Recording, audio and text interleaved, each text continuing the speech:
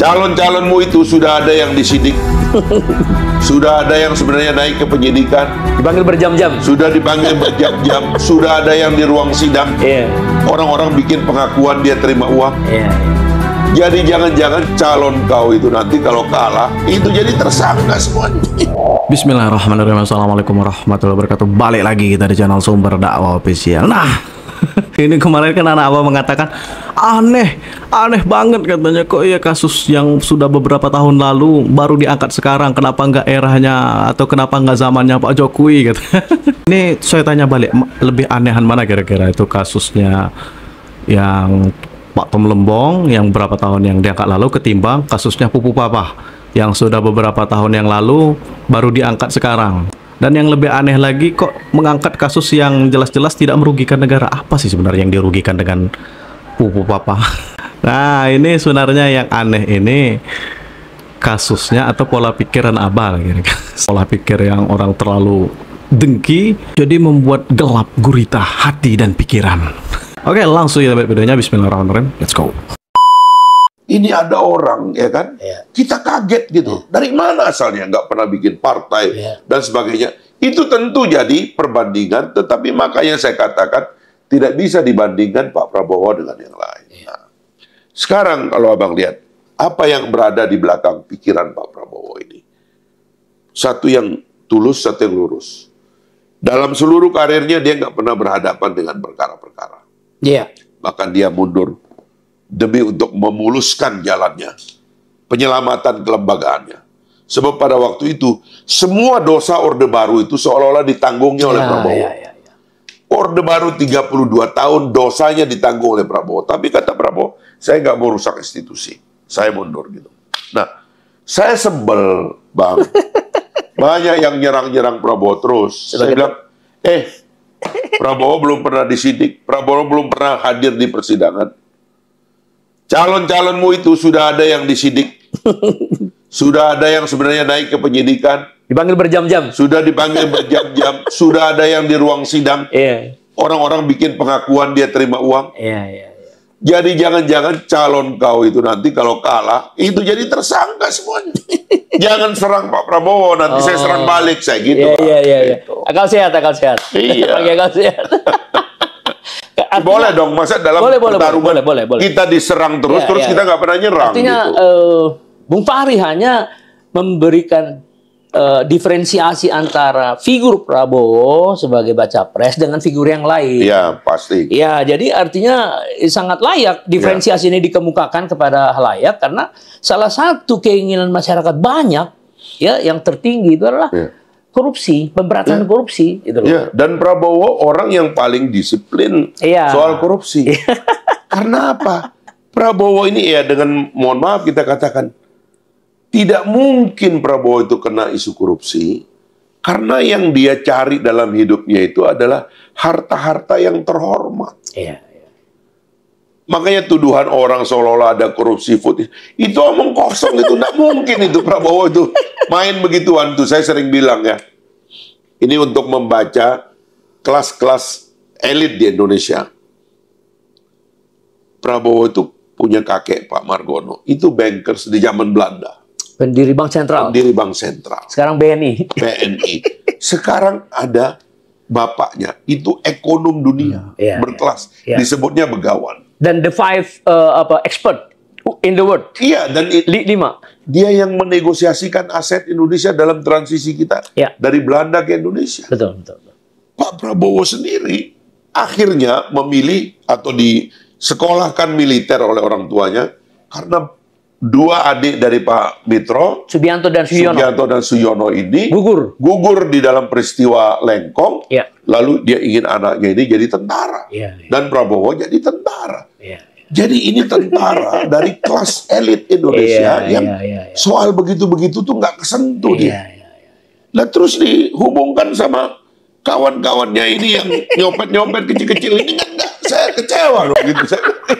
Luar biasa, Anda luar biasa. Iya dong. Ada nggak terima ya? Iya, nggak terima. Kenal 30 tahun sama aku ini kan pimpinan lembaga pengawas, Bang, di Dewan itu. Jadi aku tahu copet-copet ada di mana. Jadi jangan serang Prabowo. Prabowo bukan kelasnya pencopet-pencopet begitu. Iya, gitu. itu masalahnya. Kata pendukung sebelah, aneh banget ya kasus tahun 2015 tapi baru diusut sekarang, baru dipermasalahkan sekarang. Ada yang lebih aneh, ada yang lebih aneh. Apa itu? Ada gerombolan orang-orang yang mempermasalahkan tweet seseorang 10 tahun yang lalu, di mana orang ini pertama, nggak jelas siapa orangnya. Kedua, tidak merugikan negara. Ketiga, tidak menyalahgunakan wewenang. Tapi dipermasalahkan sama gerombolan orang-orang itu. Lebih aneh nggak? Aneh nggak? Aneh kan? Gue pengen jeduk-jeduk tapi gue nggak bisa ngedit. Ya udah gini aja.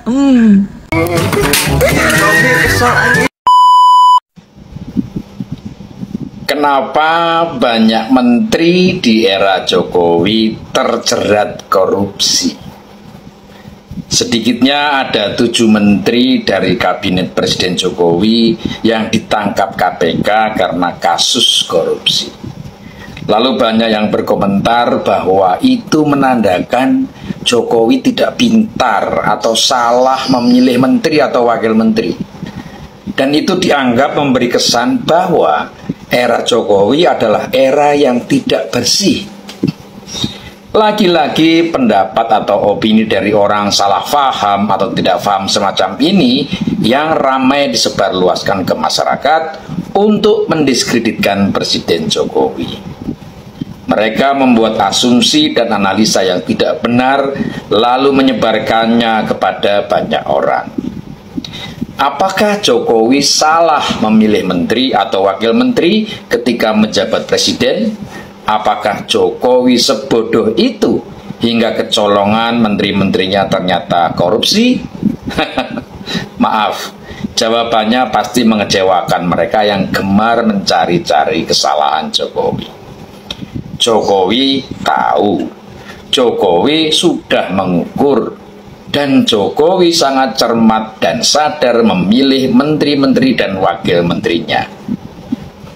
Kalau cermat, kenapa kecolongan?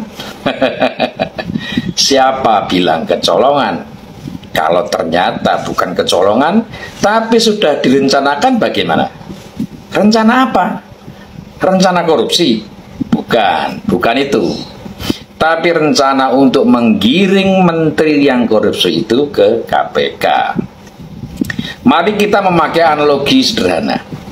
Lebih mudah mana menangkap tikus di dalam sarangnya di bawah tanah, atau membawa tikus ke tempat yang terang lalu menangkapnya?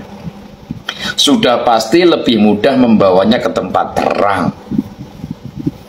Ini sama dengan lebih mudah mana menangkap koruptor yang tidak terlihat atau menangkap koruptor yang posisi, jabatan, dan tempatnya jelas. Dengan begitu, mereka tidak akan bisa menghilang atau bersembunyi karena berada di tempat di mana sangat mudah dilihat dan diketahui. Kalau koruptor jadi menteri dan tertangkap, berapa persen kesempatannya untuk lolos dan menghilang? Nyaris 0%. Bagaimana bisa? Dia sudah masuk istana dan semua orang melihatnya. Beda kalau orang itu ada di tempat berbeda. Media meleng sedikit sudah bablas dan menghilang ke luar negeri.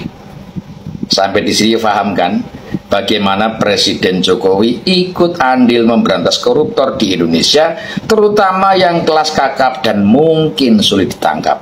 Bahkan mereka yang selama ini berasal dari partai besar tempat Jokowi bernaung sendiri, yang kita pasti sama-sama tahu bakal sulit disentuh. Jadi kenapa banyak menteri ditangkap KPK karena korupsi di era Presiden Jokowi? Ya, sudah jelaskan jawabannya. Terima kasih, semoga bermanfaat. Bapak Presiden, kenapa kami Papua ini miskin karena banyak yang makan uang? Bapak Presiden kasih penjara dorang. Bapak Presiden gantung barang dengan tangan. Bapak Presiden rebut uang. Bapak Presiden rebut dompet tanah. Bapak Presiden rebut dompet tanah. Presiden rebut dompet mobil. Motor. Bapak Presiden Presiden ambil mereka punya uang semua. Bapak Presiden ambil dorong mobil-mobil mewah. Bapak Presiden ambil barang motor-motor mewah. Bapak Presiden ambil rumah-rumah mewah. Bapak Presiden kamu miskin lagi. Ulang lagi. Bapak Presiden kamu tidak miskin lagi. Sampai sini seharusnya kalian paham mengapa Pak Prabowo sangat ingin memberantas parah koruptor. Entah itu koruptor yang sudah lama, entah itu korupsi yang terbaru, pokoknya semua akan dibabat habis tanpa terkecuali. Ketimbang mempermasalahkan tweetan yang sudah jelas-jelas tidak merugikan negara. Nah, jadi untuk siapa kalian, di mana kalian, jadi siap-siap. Ini eranya Pak Prabowo Subianto. Bukan eranya Pak Joko Widodo. Pak Prabowo tidak selembut Pak Jokowi. Jadi untuk Anaba, masa ya kalian tega melihat anak-anak di pelosok negeri, anak-anak yang di Papua menangis, menjerit akibat ulah parah koruptor yang ada di bangsa ini. Jadi untuk Pak Prabowo Subianto, kita support, kita dukung beliau untuk memberantas korupsi. Lebih bagus lagi kalau sampai ke daerah-daerah. Karena saya yakin di daerah mungkin tak kalah gilanya dengan di pusat. Dan saya akhiri tetap support, tetap dukung terus pemerintahan Pak Prabowo dan Mas Gibran. Selalu optimis dengan cara berpikir positif dengan apa saja keputusan pemerintah. Saya akhiri, wabillahi taufiq wal hidayah. Wassalamualaikum warahmatullahi wabarakatuh.